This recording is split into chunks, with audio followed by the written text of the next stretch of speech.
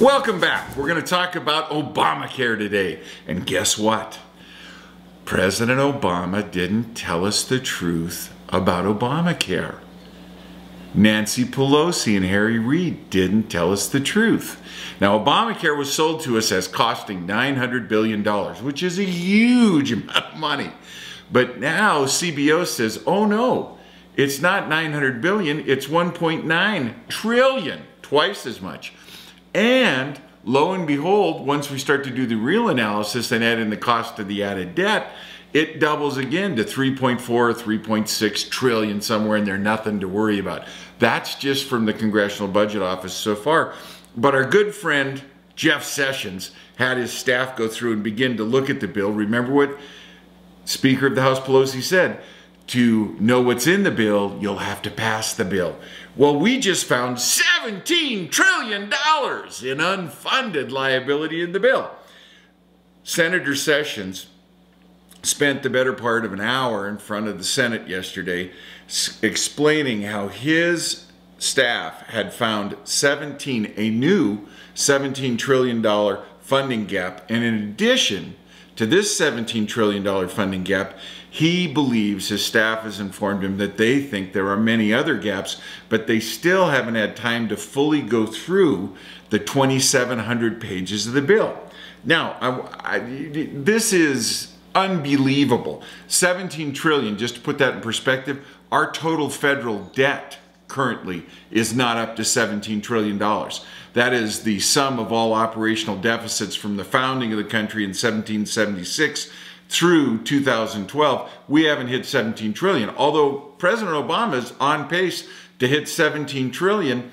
And if reelected, oh dear God, no, if reelected, the president's current apogee, the current glide path, if you will take us to about $30 trillion in debt. Now, in less than 4 years, he's run up $5 trillion in debt, and that's just on what we know about. So let's spend some time with Senator Sessions here, our good friend from Alabama, and look at what his staff found. 17 trillion in extra promises were revealed by an analysis of the law's long-term requirements. Now, we have already a series of broken promises that are in the entitlements. And long-term listeners of our little show know that Social Security has unfunded liability of $100 trillion. Medicare's got $100 trillion. Total federal debt and unfunded liability is up around $220 trillion at this point.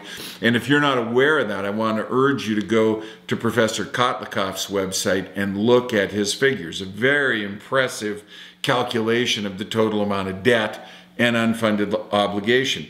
What happens in Obamacare is, in the long term, we run our unfunded obligations from where they currently are up to at least 17 trillion more. If you look at Social Security for baby boomers, those born between 1946 and 1964, we are talking about unfunded liability of roughly $100 trillion just in Social Security.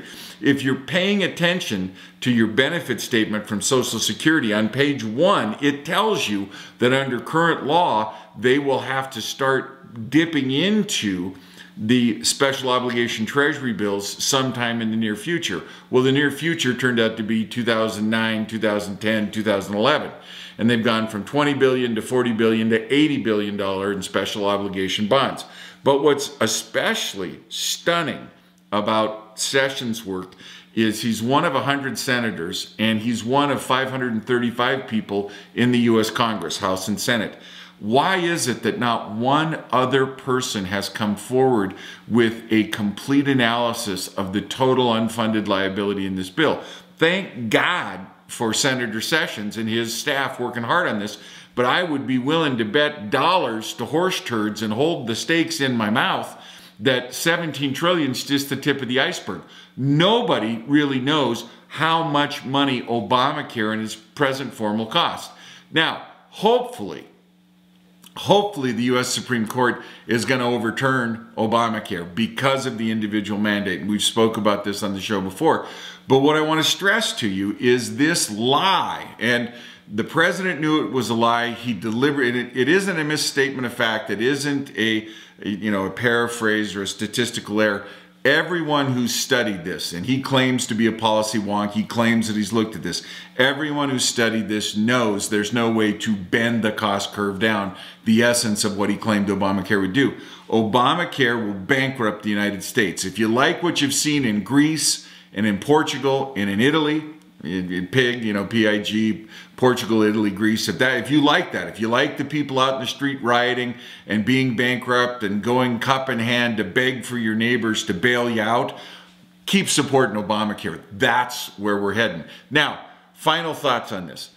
There is no way, no possible fiscal way to save Social Security, Medicare, and Medicaid under the current operating system. You throw in Obamacare, we're Greece, period. We're Italy, period. We're Portugal. We are bankrupt if we do this. Now, you may not like that, and you may not like the fiscal reality of this, but I want to quote for you our old buddy Mitch Daniels, governor of Indiana. What did Mitch say? He says, we are very close to being mathematically incapable of paying our debt. We need to make massive cuts in spending. We need to reduce the federal budget by at least 50%. We need to do it immediately. If we don't, we're bankrupt. And I urge you to go look at those news stories of Greece, Italy, and Portugal. Read the Christian Science Monitor and the Wall Street Journal and read what is going on right now as they're being ordered, how they're going to restructure their debt.